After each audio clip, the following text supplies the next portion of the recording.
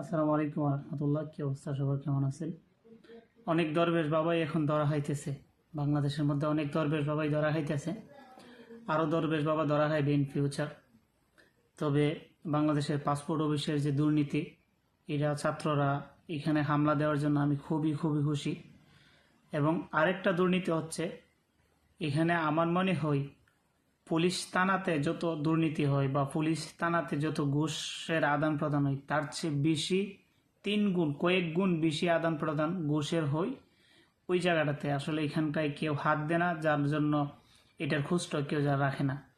এটা হচ্ছে মানে প্রত্যেকটা ইউনিয়নে একটা করে ভূমি অফিস আছে।